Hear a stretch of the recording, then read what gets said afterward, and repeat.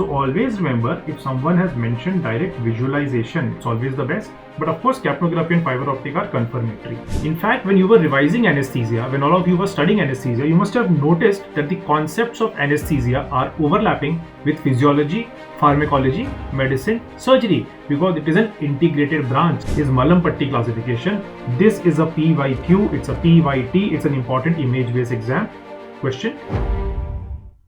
Hi guys, my name is Dr. Vinish and I'm the faculty of anesthesia with PW Med.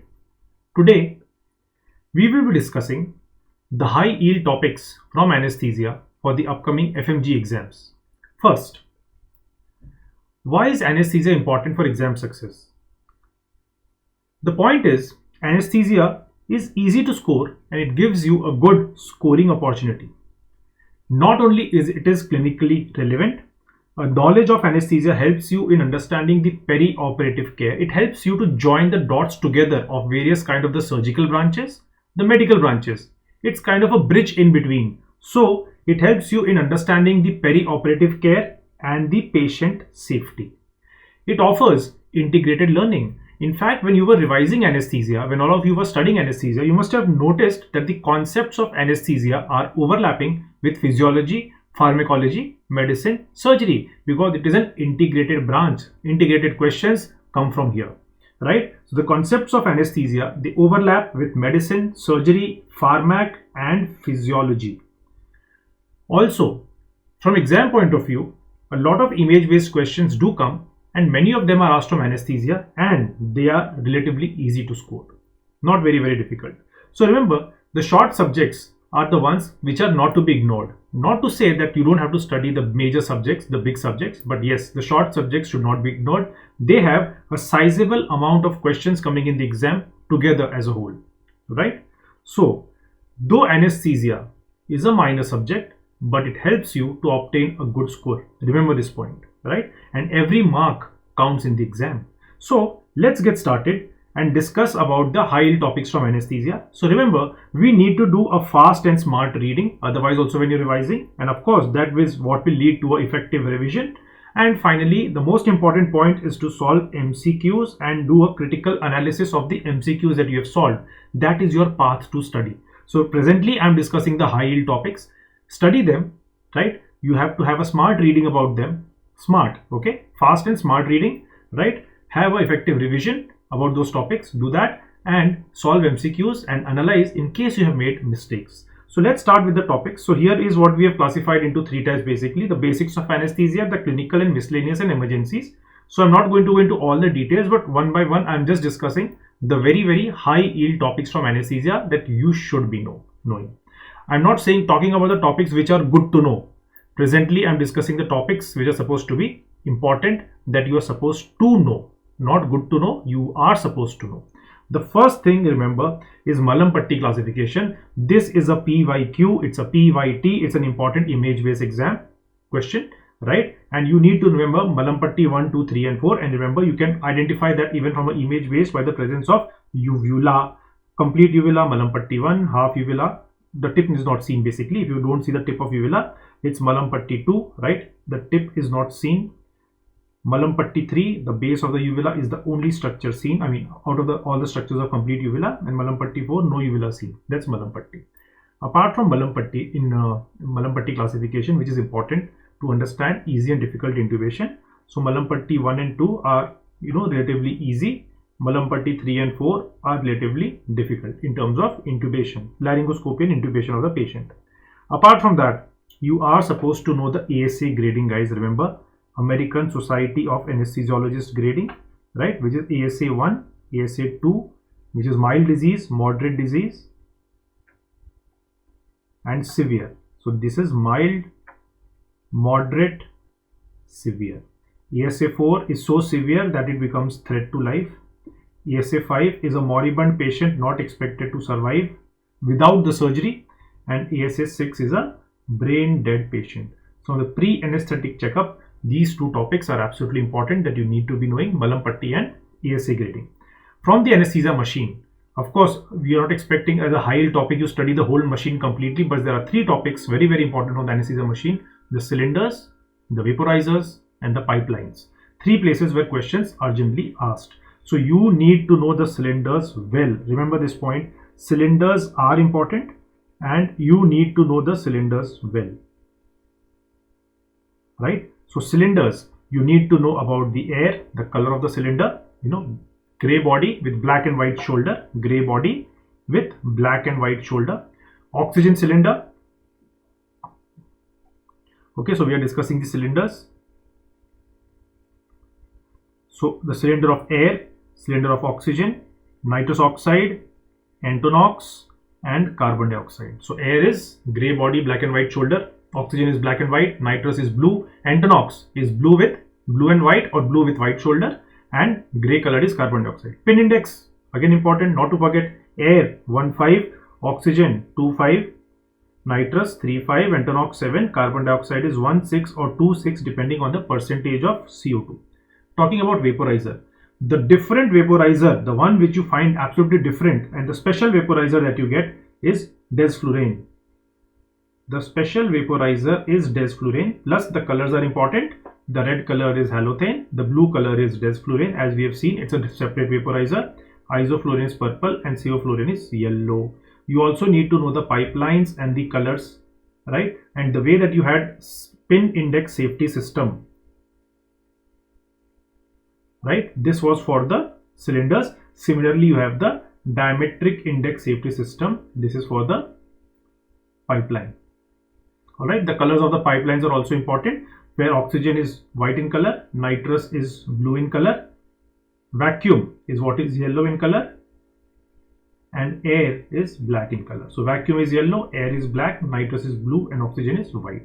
So these are the cylinders, pipelines, and the vaporizer. Breathing circuits are important, right? Continuing from the anesthesia machine. So breathing circuits, Mapleson circuits, which are semi-open, and closed circuit circle system. So Mapleson A, B, C, and D. Remember, B and C are not so much asked in the exam. A is important, Mapleson D is important, and F is important. Remember, A is used for a spontaneously breathing adult,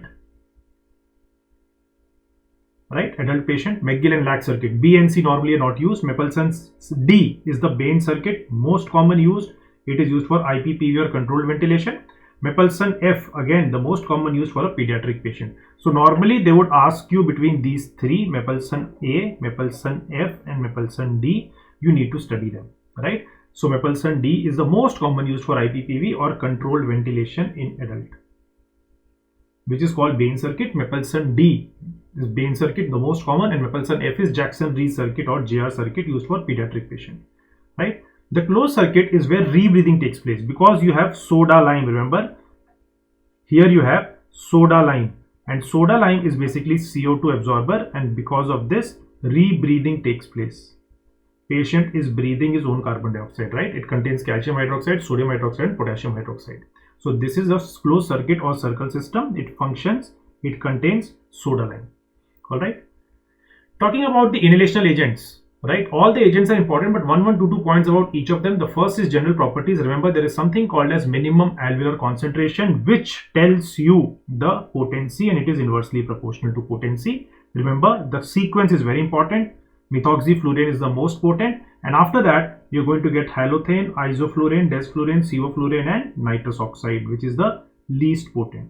Similarly, blood gas solubility tells you onset and offset of action, or onset and recovery. Again, it is inversely proportional. And the sequence for recovery, here we discuss the sequence of potency, and the sequence for recovery is going to be methoxyflurane, after that halothane, isoflurane, right? Then you get sevoflurane. Oh, there's a slight, here I said something and I wrote something, sorry, slight mistake over here. Isoflurane in terms of potency, just let me finish this. Okay, so here we have methoxyflurane most potent, halothane, then comes isoflurane, sevoflurane, desflurane, and nitrous oxide, right? Where methoxyflurane becomes the most potent and nitrous oxide becomes the least potent. So I made one mistake. I put desflurane before and then sevoflurane, which is in the next case. Here methoxyflurane, here I am discussing the onset, which one is the fastest onset. So methoxyflurane actually is most potent but slowest onset and recovery. then you have halothane, then you have isoflurane, then you have sevoflurane, then you have nitrous, des and xenon, right? This is the sequence. You are aware, supposed to be knowing. Remember, desflurane and xenon, these become the fastest. In fact, nitrous and desflurane have similar values. Then remember halothane. Halothane, very important points here. Maximum metabolized hepatitis, it can cause arrhythmias and malignant hyperthermia. Isoflurane is the best drug which can be used for cardiac patient. Desflurane is the best drug for a kidney patient or daycare surgery or obese patient. Sevoflurane is the most common and nowadays the best one used for everything. Out of all, it can be used for everywhere. Pediatric patient, single agent to be used everywhere, sevoflurane. Okay, so remember these are the 3-4 drugs from here.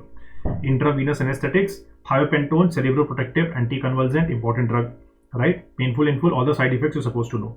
Propofol has antiemetic properties which is not present with any of them, right? And again, just like sevoflurane was the best drug to be used there, here the most common and the best drug used is propofol. It is the most common drug used for routine induction, sedation, ICU sedation, daycare, everywhere. Remember that. Propofol important. Etomidate, remember, most cardiostable, like isoflurane was for CVS. Etomidate is for CVS.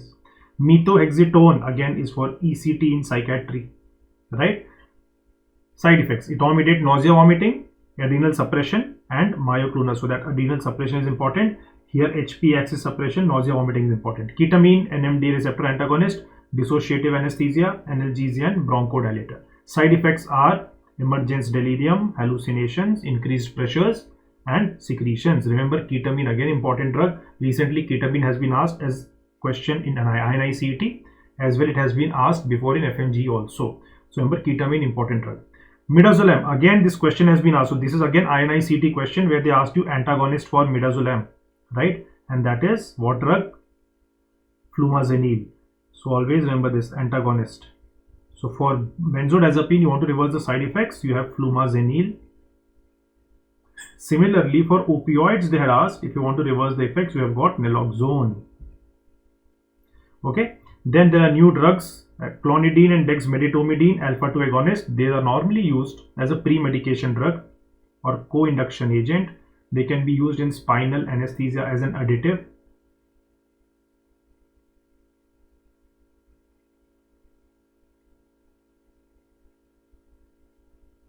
And they can also be used to decrease the blood pressure in the OT, which you already have studied in Pharmac, right? These drugs are also used for ICU sedation. Talking about the muscle relaxants, important group of drugs. Succinylcholine is known to cause malignant hyperthermia. Okay, you are supposed to know this. Succinylcholine also increases all the pressures, and in case of deficiency, because it gets metabolized by plasma cholinesterase, it leads to a prolonged block called phase 2 block. Remember this point. In non-depolarizing agents, most of them are all non-depolarizing. Depolarizing is only succinylcholine. You've got aminosteroids and benzyl isoquinoline compound, out of which vecuronium is the most common. Rocuronium is the most painful out of all of them. It increases heart rate, but more important is about Sugammadex. Sugammadex is what causes a fast reversal. It's a specific agent, right? And Sugammadex can be used for rocuronium, it can be used for vecuronium, or it can also be used for pancuronium, but maximum is for rocuronium. Talking about atra and cisatra, most important for them is both of them undergo Hoffman's elimination, 2/3, right? Atracam otherwise has a problem, and that is it causes histamine release, and this histamine release decreases the blood pressure, and that is why cisatracurium was made, no histamine release. So it's a good drug. So when you get a pediatric patient, when get a neonate, because of this Hoffman's elimination, for a pediatric patient, for a neonate, for a liver disorder, a renal disorder, therefore the best drug there becomes atracurium or cisatracurium, either of that. Alright, otherwise the most common use is vecuronium, and if you want a specific reversal, it is rocuronium. Shortest acting amongst all of them, these non-depolarizing, is mivacurium. This is the shortest acting amongst all of them, and even shorter than mivacurium is gantacurium. But this is not in clinical practice. Otherwise, shortest is mivacurium. It gets metabolized by plasma cholinesterase. The same plasma cholinesterase that metabolizes succinylcholine. Alright. When you speak of muscle relaxants, remember this monitor, neuromuscular monitor is very important. You need to know this. Neuromuscular monitor, ulnar nerve, the most common nerve to be monitored, right? You can also use the facial nerve, but the most common used is the ulnar nerve and the adductor pollicis muscle, and that's exactly what is shown in the image. This has been an image-based question. Malignant hyperthermia, important topic. You are aware of that. Every year this question comes. It's a genetic disorder, sarcoplasmic reticulum, ryanodine receptor gene abnormality, calcium channel abnormality. Happens when you're exposed to inhalational agents, the most common being halothane, isoflurane, or any inhalational agent. Succinylcholine, also lignocaine. Increase in temperature, right? It increases to more than 40, does not decrease. Muscle rigidity, increase calcium release. And only treatment for this condition is dantrolene sodium, right? Intravenous regional anesthesia, Bier's block, very important. All of you are aware of that, right? This was asked as an image-based question, so remember this. Emla cream, eutectic mixture of local anesthesia drugs. The difference is that in IV RA, the local anesthesia is given IV with a tourniquet attached. You also have a tourniquet, right? And the drugs that can be used are either lignocaine or prilocaine. However, in Emla cream, it's a combination of lignocaine and prilocaine, okay? This is for the surface anesthesia drug. Emla cream, okay? This is eutectic mixture of local anesthesia drugs. Talking about regional anesthesia. Again, I am talking of only the high topics which are there. So here the points are the layers. When you speak of spinal and epidural, which are called as central neuraxial blocks, right?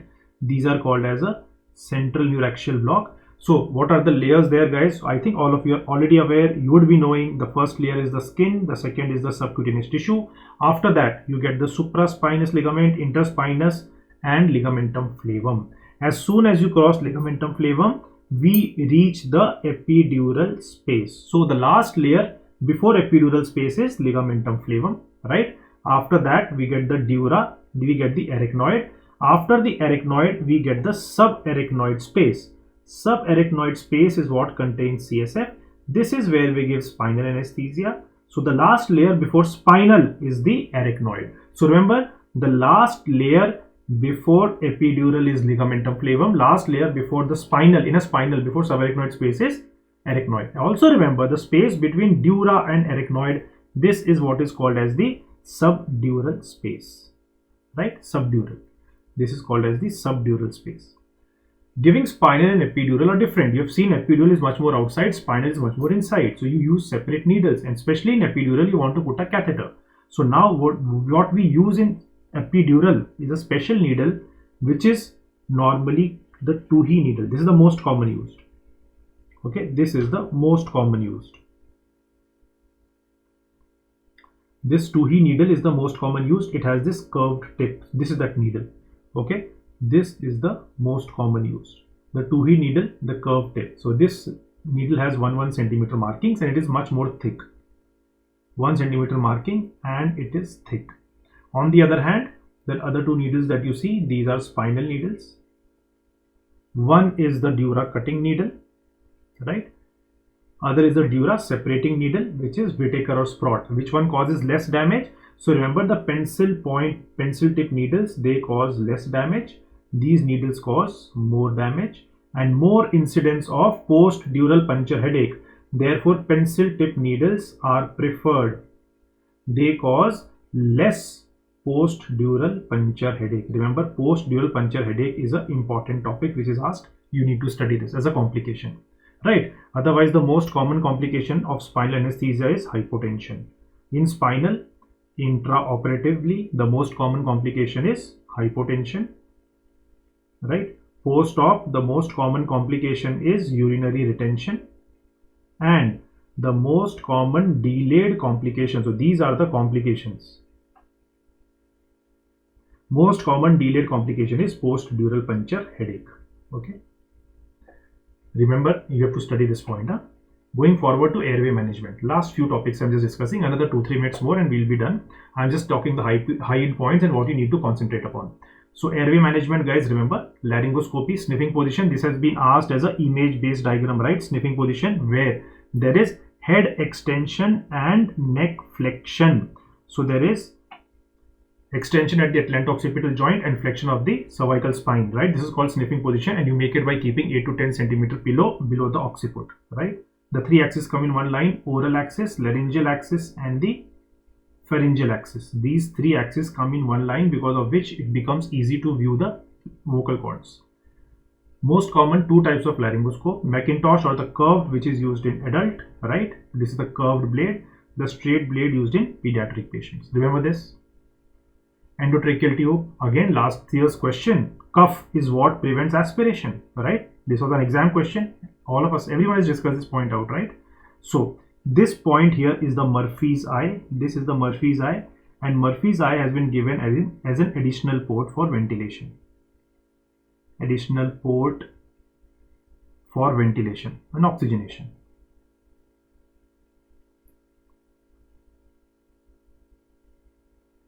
Right? Here is the cuff. Cuff is what prevents aspiration. And remember, you inflate with 5 to 10 ml of air or saline. But cuff pressure is what is important. Cuff pressure should be less than 25 to 30 centimeter of water. Alright. Nowadays the cuff used is high volume, low pressure cuff. Alright. The vocal cord guide lies at the vocal cord. It lies over there. You can see over here internal diameter written.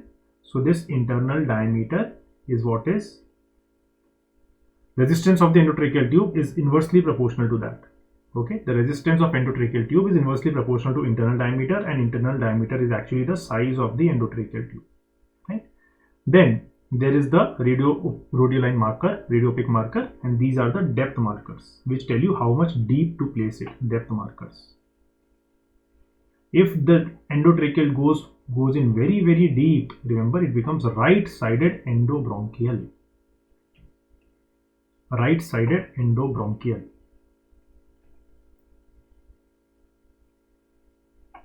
Correct? If it goes less deep, then patient can get extubated. That may be possible, right? Best method to confirm intubation, always remember, is capnography. Capnography is the best. Even fiber optic is counted good, right? But if you can see it visualized, that's the best thing. So always remember, if someone has mentioned direct visualization, it's always the best. But of course, capnography and fiber optic are confirmatory. Sometimes, many times you might miss even direct visualization, and that's why they say capnography. Fiber optic is supposed to be the best to confirm intubation. When a patient comes with full stomach, we give something called as cricoid pressure. All of you must have heard it. Cricoid pressure is 30 Newton. That is to prevent risk of aspiration. This is called as Sellick's maneuver. This is done in a full stomach patient for intubation. Alright. Here is what is called as a laryngeal mask airway, which lies in the larynx. It lies outside the glottis. Hence it is called supraglottic. Remember this. There are two types.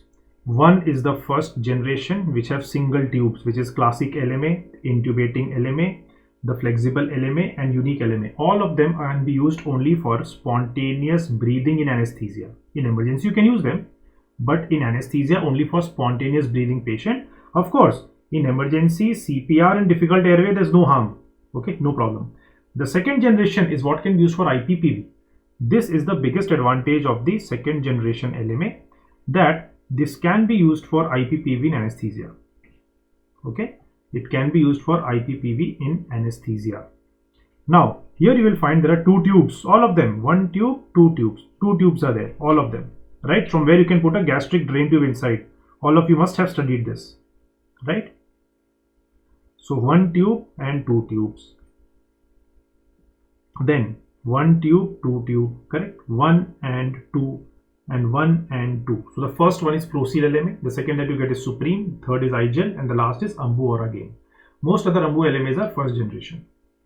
Apart from that, these airways become very important. These are the non-definite devices which you get. So oropharyngeal airway, right? All of them are important. You have to know them. Oropharyngeal, nasopharyngeal airway, this is the bag mask ventilation, and the Ambu bag. All of them are important. Talking about oxygen delivery devices. So how do you deliver oxygen to a patient? So oxygen delivery devices are basically classified into two types: low flow and high flow. Low flow are the nasal cannula, where The FiO2, forget the FiO2. What is the maximum flow rate that can go? Maximum, right? What flow rate of 6 liters?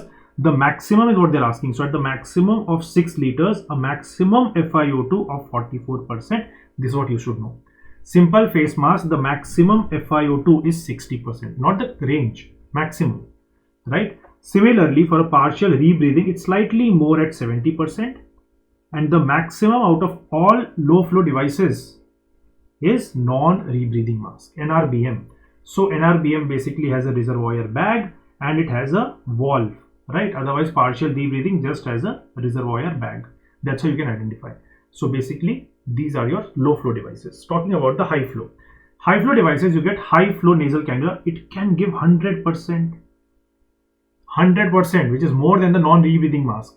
But high flow devices also have one more device, which is the Venturi mask.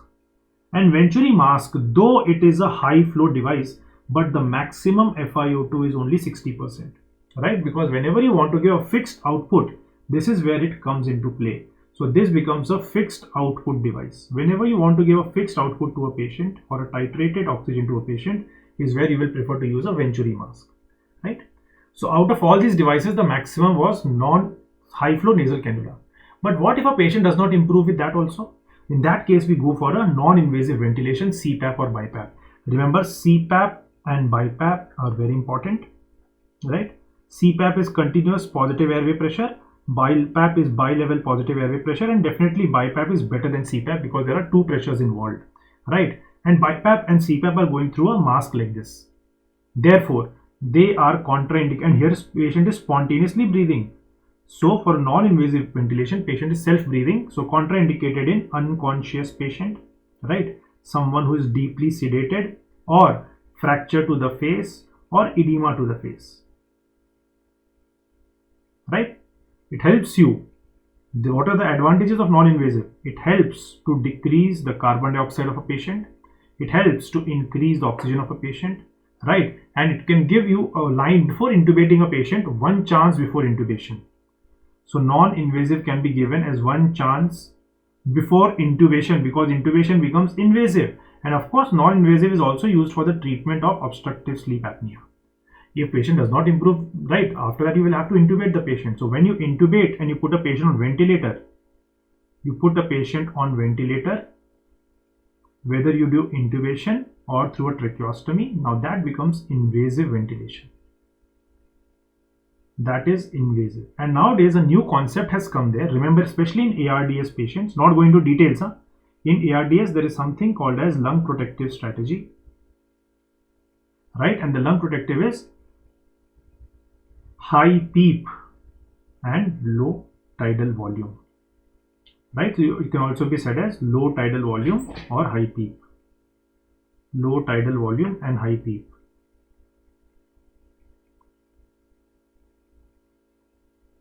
Alright, then monitors become very, very important. Capnography. Capnography is graph of carbon dioxide A to B. This is the normal dead space or the baseline. Remember, the most important points are B to C. B to C is the mixed alveolar plus the dead space gas, right? So this is point A and point B, B and C. C and D basically become the alveolar gas, not the dead space gas anymore. So this becomes the alveolar plateau. Point number D is EtCO2 and D to E becomes inspiration. This graph is important. Remember, all these graphs are very important. This is a normal IPPV. The next, in case of spontaneous breathing, you will get a graph like this,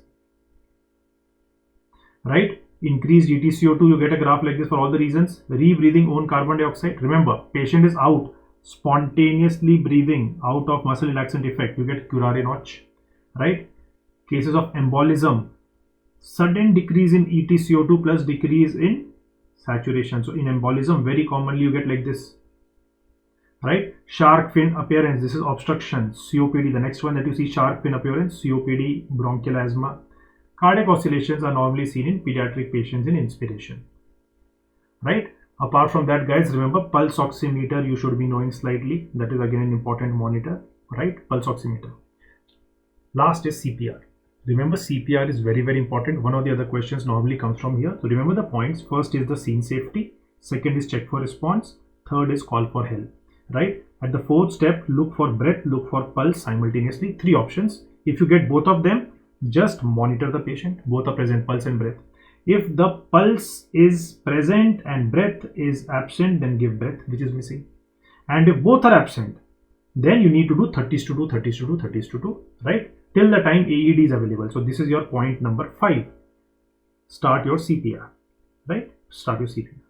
Point number 6, as soon as when AED arrives, then you check for the rhythm, right? Normally the shockable rhythm is pulseless ventricular tachycardia or ventricular fibrillation. In this case, you give a shock. After shock, no pulse check. Remember this. No pulse check. Resume CPR immediately for 2 minutes and then go back, check the rhythm again. If the rhythm becomes pulseless electrical activity or asystole, in this case, you don't have to give a shock. Just resume your CPR for 2 minutes and again go and check the rhythm. You are supposed to do this for 30 to 40 minutes. Alright. This is supposed to be done for 30 to 40 minutes till the time advanced life support people come or till the time the patient gets revived. Apart from this, guys, remember, very important point is choking. When you speak about choking, if the patient is responsive, right, and if the patient is adult, you go for a Heimlich's maneuver, which all of you are aware. If the patient is pediatric, right, 5 back slaps and 5 chest thrust.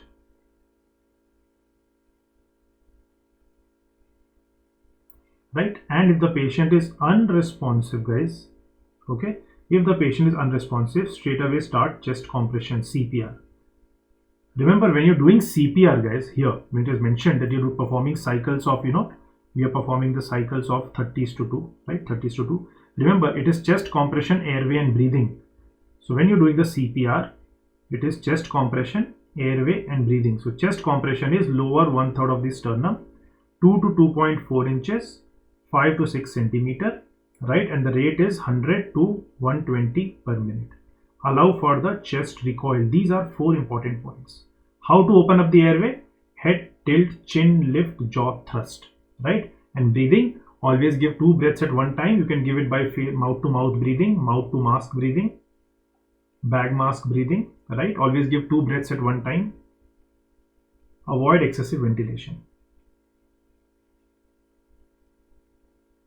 Everywhere it is 30:2 except everywhere this is 30:2, 30:2, 30:2 except for a pediatric patient with 2 rescuers less than 1 year of age, right? Pediatric patient with 2 rescuers, here it becomes 15:2. Rest everywhere it is 30:2. Remember these points. In fact, I have revised all the points also over here. Okay, so hopefully the high yield questions from anesthesia are clear to you. Remember, along with CPR, here also trauma comes integrated with this. So always remember that you have to study trauma over here. Emergency, when the patient comes to emergency, how to handle that. So the airway, trauma, emergency and CPR. This question comes as a combined question, or it may come separate also, but definitely a question is going to come from here. Remember, when we speak of airway devices and we have discussed intubation, so always a question regarding some of the other airway will come. Here intubation becomes important, which can be oral or nasal. Another thing important is tracheostomy. And remember, in case of an emergency, you can also do anytime surgical cricothyroidotomy. This is life-saving in case of an emergency, and later on it gets converted to tracheostomy. I'm not denying that. It is converted, but for an emergency, remember surgical cricothyroidotomy, which you must have seen in, the series Netflix, The Good Doctors. Okay, you must have seen in that. So this is basically used in emergency as a life-saving procedure. So remember this point. Okay, guys. So that's from my side. Hopefully, I've discussed, the important high-yield points, and please study this point. This is not just good to know what I've discussed with you. What I've discussed with you is you are supposed to know from the anesthesia. Okay, so do pay attention to all these high-yield points, and hopefully this is going to help you for the exam. All the best, guys. Do well. I've shared my Instagram ID with you. I've shared my details. If there are any questions or doubts, you can ask me directly or ping me and ask me. All the best. Do well. Let us know when you're cleared.